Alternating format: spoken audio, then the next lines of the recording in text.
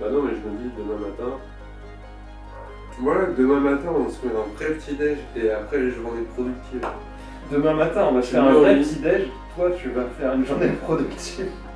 Moi aussi, en vrai, parce que de toute façon, j'ai plus le choix demain. Mais c'est exactement ce que je viens de te dire. Tu veux pas, genre, comme t'as installé la caméra, tu vois, c'était naturel.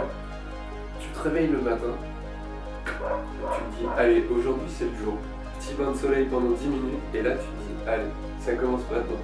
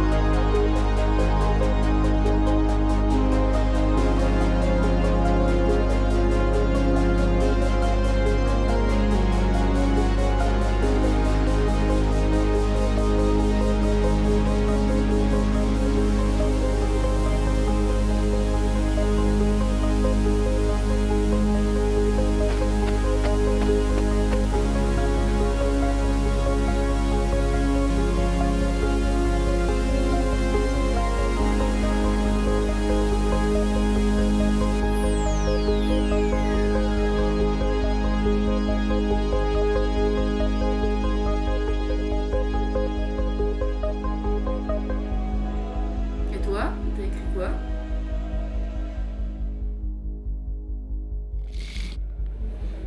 Bienvenue dans cette nouvelle vidéo.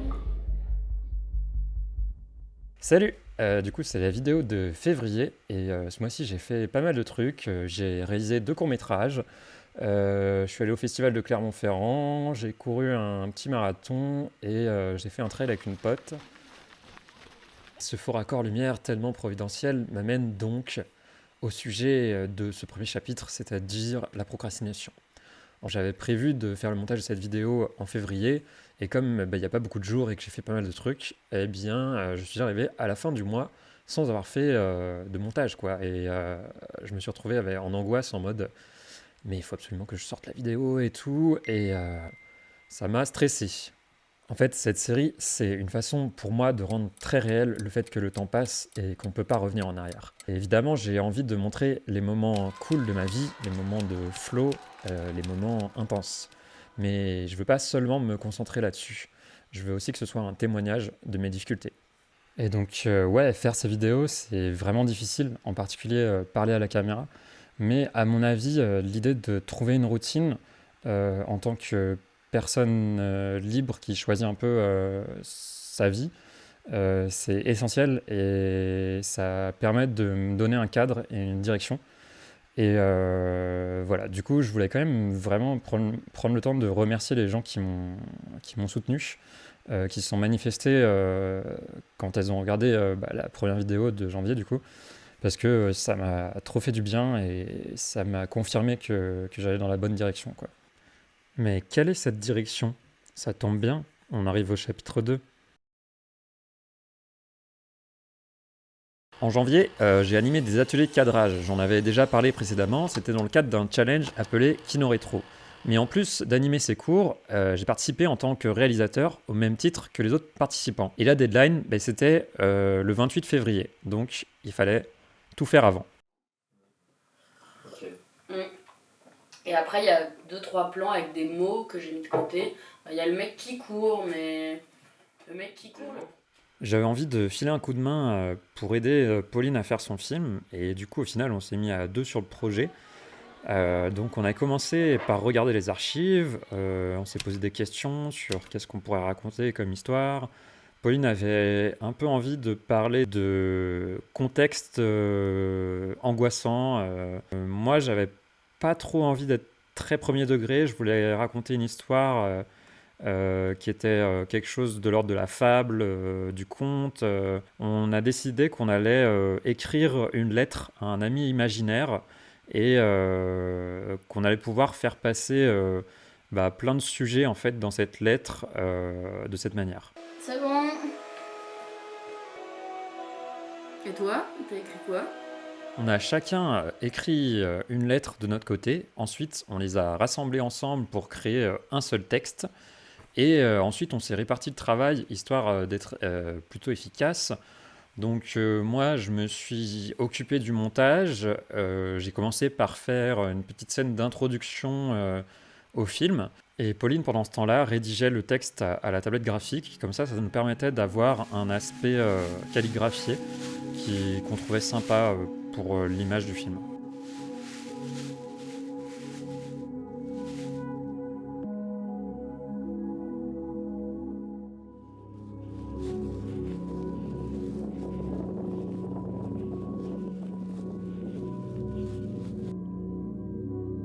Et bon, quand je vois une certaine montée d'une certaine forme de violence, ça m'inquiète beaucoup.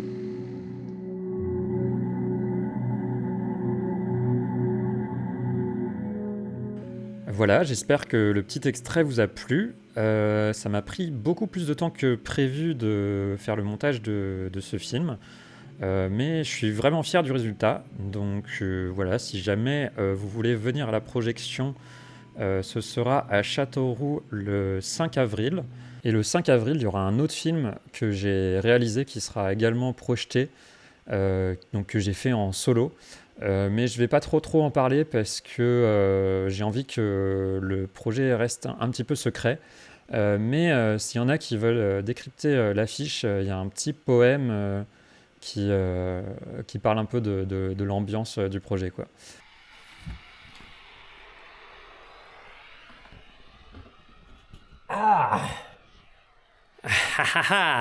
Je fais une petite pause en plein milieu du montage. Je me dis que les gens qui sont arrivés à 6 minutes 30 de la vidéo, ça doit être des gentils, donc on peut faire des petites expérimentations. Et voici Moreau qui fait dodo. Oh là là, elle s'ennuie. Oh non, elle était en train de faire dodo là sur le canapé. Et je viens de la réveiller. Donc, en fait, cette vidéo, je ne l'ai pas faite en ordre chronologique parce que je trouve que c'est plus important de parler de mes projets, genre des courts-métrages ou des trucs comme ça. Donc je voulais avant tout parler de ça. Et maintenant, on va retrouver l'ordre chronologique en parlant du festival de Clermont-Ferrand, qui était le premier événement stylé de février. Yes! Festival de Clermont-Ferrand. Clermont-Ferrand. Oui, bah d'accord, mais. Merde, genre. Il y a 2 escaliers. À gauche, quand tu rentres après l'escalier. Ça doit être là-bas.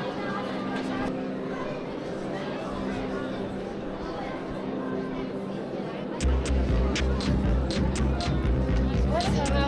Et check ça. Ah, waouh. Oh, waouh. T'as acheté ça? C'est pas une GoPro.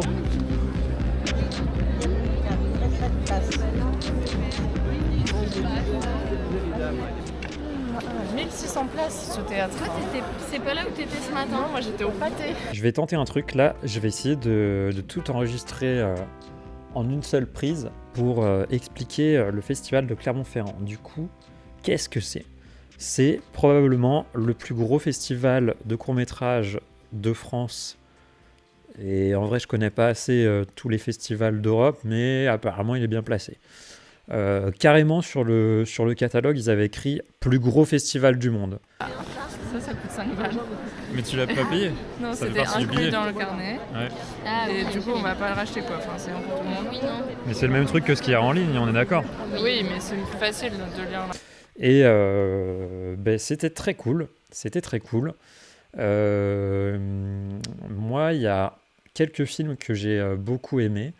Je me souviens pas nécessairement de tous les films, mais là, il y en a un qui me vient en tête en particulier, qui s'appelait Deux personnes échangeant de la salive, qui est un film en noir et blanc, qui est une dystopie, mais une dystopie qui est un peu entre Buñuel et Wes Anderson.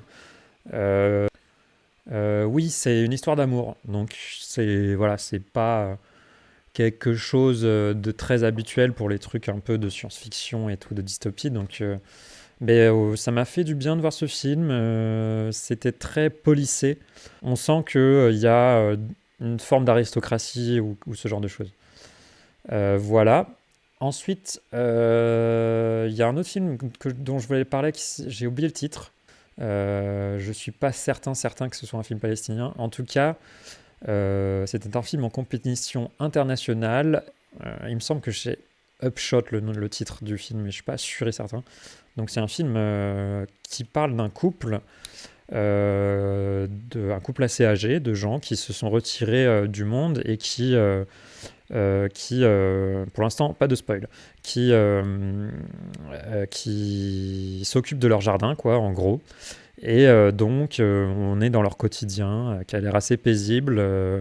Voilà, ils s'occupent de leurs arbres. C'est très beau. Il y a beaucoup de contre-jours, donc j'aime bien les contre-jours. Il y a aussi pas mal de brume. Voilà, c'est vraiment idyllique comme décor. Et un jour, attention, c'est là où ça spoil, un jour, il y a un gars qui débarque chez eux et donc il leur demande une interview. Et en fait, quand ils commencent à discuter avec eux, on comprend que leurs enfants sont morts, sont décédés. Et il y a la scène justement qui de révélation, elle est très très belle. On ne sait pas s'ils vont être dans le déni jusqu'à la fin ou pas, ou s'ils vont assumer. Et voilà, donc très beau film, ça vraiment très touchant. De quel autre film je pourrais parler ? Je ne sais pas s'il faudrait que je parle de tous les films parce que il y en avait beaucoup, des très différents, et c'est ça qui fait la force aussi, je pense, des courts-métrages, c'est que on est plongé dans une variété de plein de trucs. Je pense qu'un festival de long-métrage, ça doit pas être aussi grisant de diversité, si je peux dire ça comme ça. Il y a tellement de variété que c'est très agréable, parce qu'on se dit, mais ouais, c'est cool, chacun a sa personnalité, chacun a son style, il y a des choses hyper différentes, ça fait du bien d'aller en festival de court-métrage, il faut faire ça.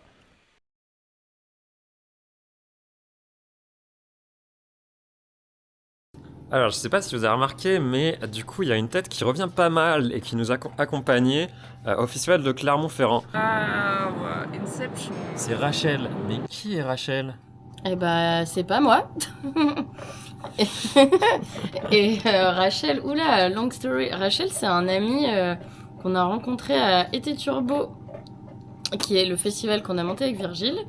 Et qui est aussi un ami qui est vidéaste, qui réalise des documentaires et qui est une très belle personne. Voilà, je vous reconseille cette personne. Super, quelle belle introduction de Rachel. Et maintenant, voici Rachel avec ses poses de BG à Super Bass. Oh, you touch my tra-la-la. My ding-ding-dong.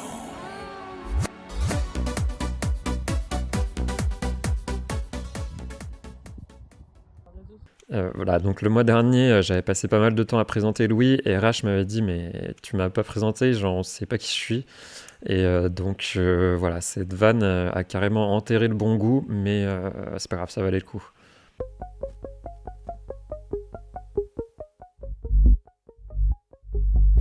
Clermont, c'est dans le Massif central et du coup on était hébergés à Super Bass et Rachel est restée 3 jours. Pauline est restée un petit peu plus longtemps, ce qui nous a permis d'entamer notre film. Et ensuite, moi, je suis resté 1 semaine avec mes parents qui étaient en vacances. Ça s'allonge, je croyais.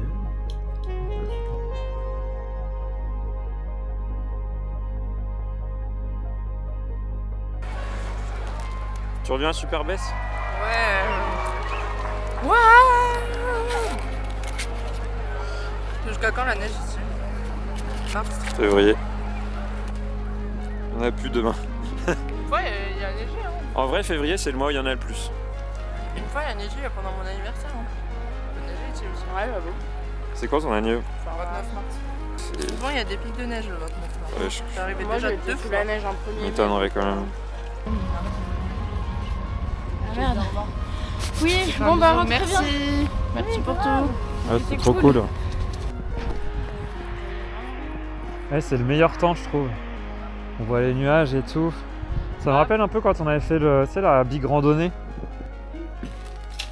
Bonjour. Bonjour. La semaine était plutôt tranquille. Quand il faisait beau, je sortais courir. J'essayais de faire un maximum de dénivelé, histoire de me préparer pour le trail. Un matin, je me suis dit, pourquoi pas faire un marathon. J'avais trouvé un parcours qui était vraiment cool, qui passait par tous les lieux de mon enfance. Bon, j'ai fait la montée du Chambourguet. C'était sympa, il fait super beau, c'est trop agréable. Donc j'ai fait 7 km 30, plus que 35.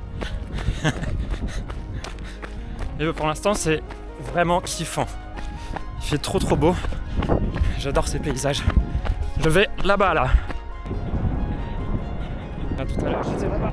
Je sais pas si on voit.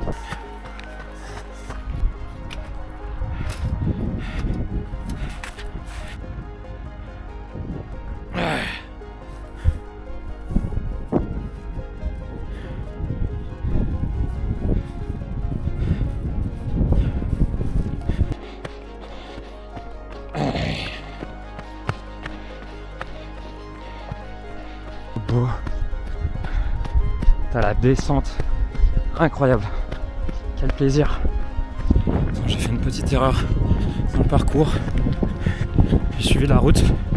Clairement c'est plus joli en descente quoi. Ah.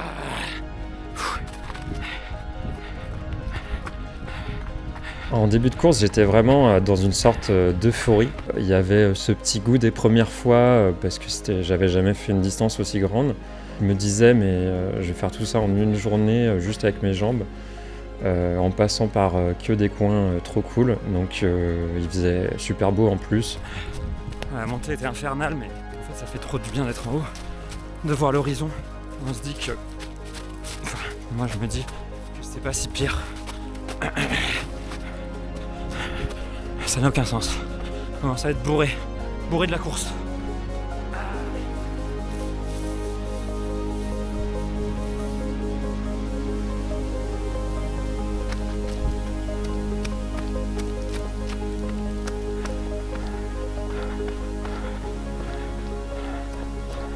Donc vraiment c'était trop agréable.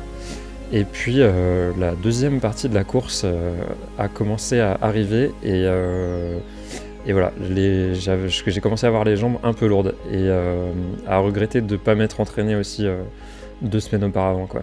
Je vais bientôt attaquer la vraie montée du puy du Montchal. Là j'ai traversé une zone assez neigeuse. À chaque pas, enfin, j'ai les chaussures qui glissent en fait. À chaque pas j'ai l'impression de perdre de l'énergie. Donc là ça commence vraiment à être dur.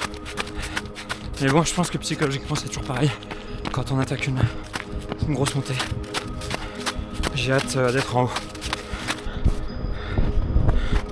Ça y est, on y est. Puis du Montchal. Plus haute altitude après le Chambourguet. Là-bas, le col de la Jeunesse. Dernière montée du parcours. Il me reste quand même 10 km. Quasiment 12 km. Donc là après le Montchal, je me suis dit c'est parti, on continue. Et il y a eu une descente assez technique, assez raide. Après il y avait une descente qui était plutôt roulante, où normalement on est censé plus ou moins relancer quoi. Enfin voilà. Et là je me disais mais c'est bizarre, j'ai des pensées un peu parasitaires, genre des pensées de bouffe, là, de bonnes patates, de fromage fondu et tout. Je me suis dit ça, il y a un problème. Il y a un problème. Et en fait, je pense que j'avais vraiment sous-estimé la nutrition. J'avais pas du tout emmené assez de nourriture. Et donc là, je pense que j'étais en hypoglycémie. Donc je me suis arrêté. J'ai appelé mes parents et je leur ai dit si vous êtes chaud de passer, il y a une route pas très loin, comme ça va pouvoir me faire une petite pause de ravitaillement quoi. C'était quand même pas mal, même si ça a pas été miraculeux, ça m'a quand même permis de terminer quoi. Je pense que ça va aller là, il me reste plus que 7 km. Non, on va aller au col, ça va nous changer. Montagne, col.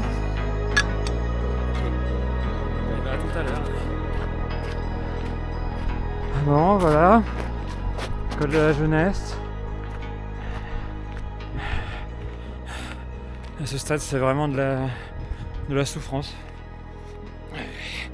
C'est dur. Super. Super, on y est. Bon, je me suis clairement pas assez entraîné. Mais c'est pas grave. Plus que 4 km, je vais y arriver. 4 km, une centaine de dénivelés positifs. Putain. Ah, j'ai hâte que ce soit fini. Encore 4 km. Ouais. Salut.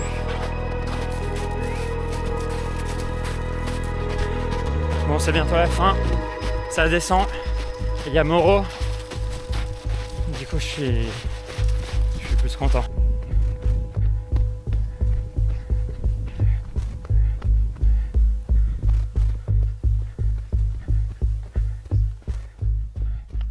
Bon, je pense qu'il n'y a pas besoin de commentaires supplémentaires. Mais je trouvais ça marrant en fait de montrer le parcours psychologique entre le début et la fin de la course. Je pense que c'est le moment du Strava Dump de février. En février, j'ai commencé à courir assez tard, je pense vers partir du 10-12, quelque chose comme ça. Et j'ai réussi à faire 184 km, ce qui est vraiment un petit mois. J'avais vraiment une perte de confiance vis-à-vis de mes capacités à faire du dénivelé et tout. Et donc j'ai quand même pas mal travaillé ça. Mais quand je me suis retrouvé au trail, j'avais prévu de suivre ma pote. Cool. Attends, on dit on est. Ah non, on dit rien. Ok, on dit rien. On dit bien que genre il est 7h15. En fait, moi je suis youtubeur, mais attends, c'est. Youtubeur silence. C'est YouTube, c'est non, comment je voulais dire, c'est ambiante. Contemplation. Tu peux filmer la montagne. Moi, c'est pas pareil. Hein. Moi, c'est pas comme les autres. Toi, tu le mets où exactement? Ah là, comme d'hab, sur la poitrine. Ouais. Mais du coup, ça veut dire que tu dois commencer à courir en étant comme ça? Mascu. Sur la poitrine. Moi, je suis coach Corinne, moi. Je suis ses enseignements. Réarmé. Réarmé. Attends, je vais raconter aux gens. À ma commu. À ta commu. Et à la commu, vous savez pas quoi? J'ai perdu mon bambou. J'ai fait 8 heures de route et demie avec mon chien. Et je m'étais dit, comme ça je vais courir avec et tout. Et en fait, Putain, je raconte tellement mal. C'est bien là, c'est bien. Je pense que tu veux que je fasse une lecture du mail? Et en fait, du coup, j'ai envoyé un mail aux orgas pour dire, ça vous dérange si je cours avec mon chien? Et ils m'ont dit, en fait, non, on peut pas parce que l'année dernière, il y a l'ONF qui nous a demandé de ramasser toutes les crottes sur le parcours parce qu'ils ont vu quelqu'un avec un chien DSL. Ils ont mis ça. C'est même pas signé, ils ont juste écrit DSL. Signer nos excuses. Je sais pas qui c'est qui m'a répondu, mais il avait le seum. Et donc voilà, Moreau ne courra pas à cause de l'ONF. Mais l'ONF, appel public, qu'est-ce que vous faites? Pourquoi les chiens n'ont pas le droit de faire caca sur leur parcours? Et pourquoi vous stalkez les chiens qui chient dans la forêt aussi? Appel public à l'ONF de la part de... Attends, c'est quoi le nom de l'asso là? Alpha Sport Event. Regardez, j'ai un bandeau. Mais ils nous ont donné... Le seul cadeau, c'est un sponsor. Cimer. Il n'y avait pas une petite bouteille, genre au moins faites un effort, ramenez-nous une bière, je sais pas, une gaufre. Une gaufre, ouais. Genre 45 € les 30 km quand même. On est vraiment des pigeons. Hein. Ouais, bah oui. T'as une perche, t'as vu? Oui, on peut. C'est nice, hein. Et c'est là où ta profession se fait. C'est là où tu te dis, moi aussi je pourrais. Moi aussi je pourrais avoir ma propre chaîne YouTube. Moi aussi je pourrais avoir mon propre programme. De YouTube, c'est genre, toi aussi tu peux. Alors qu'il y a genre 1% des chaînes qui dépassent les 1000 abonnés. Ah ouais? Bah après, mais Tanga, en soi, moi aussi j'ai une chaîne. Donc... Vous pouvez aller la consulter d'ailleurs. Je crois que c'est genre 2% des chaînes qui dépassent les 1000 abonnés et 1% les 10 000. YouTube. Let's go. Et donc du coup, je suis resté avec elle pendant toute la course. Et en fait, être à des allures qui sont largement inférieures à mon niveau, ça m'a fait réfléchir un peu à pourquoi je fais ça et tout. Et bon, j'ai clairement pas de réponse pour l'instant. Mais ça me questionne un peu les compétitions, les dossards et tout. D'un côté, ça motive, et en même temps, pourquoi aller jusqu'à Grenoble par exemple pour faire ça. En tout cas, le trail m'intéresse toujours, mais je pense que je vais essayer de faire des courses un peu moins fréquemment et de les préparer vraiment spécifiquement. Et peut-être que la course sur route plate, ça reste quelque chose de quand même très cool et à pas négliger, quoi.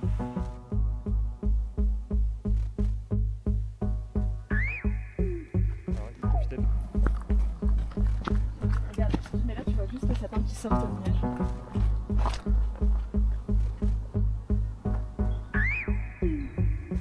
Et tu m'as brain. Tu m'as bien eu. Et après ça s'enfuit comme ça.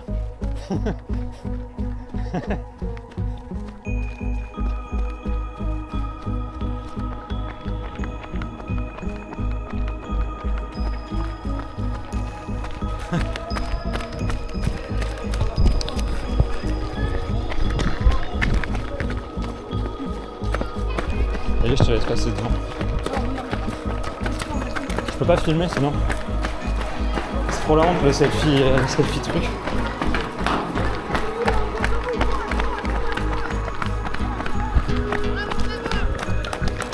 Décathlon. Allez, jusqu'au bout, on lâche rien. Allez, Jeanne. Voyez un peu plus, je suis. Ah, d'accord. Bon, à peu près 3h30.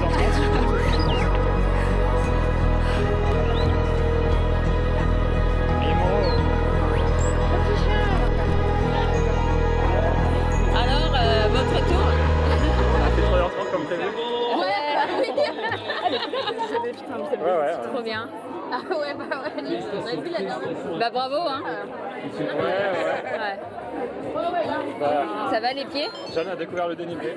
Je suis quand même super content d'être allé à Grenoble, d'avoir découvert cette région et cette ville qui ont l'air vachement sympa. Et en plus, j'ai été hébergé bien gentiment chez Laurane dans un chalet tout confort, quoi. Donc c'était trop cool de découvrir aussi un peu son spot, quoi. Et le lendemain, on a fait une super balade avec vue sur des massifs trop beaux, beaucoup plus découpés que ceux dont j'ai l'habitude, avec coucher de soleil, mer de nuages et tout, enfin la totale, quoi. Ah, les catacombes, c'est quand même un monde spécifique. Des individus déjantés, comme on dit. Tout à fait. Mais je suis jamais allée avec lui. Et voilà, après ça a été le retour en région centre, donc je suis passé à la ferme de Fosseroux, là où Pauline habite, mais je pense qu'on est déjà sur une vidéo assez longue comme ça, donc je vous présenterai probablement ce lieu plus tard.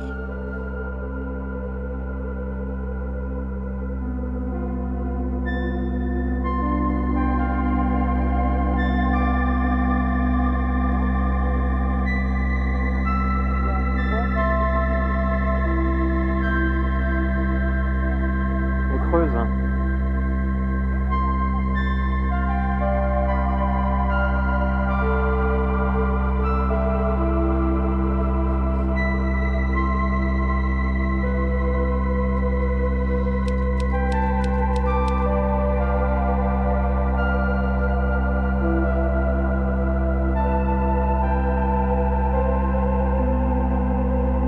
Je suis la dame.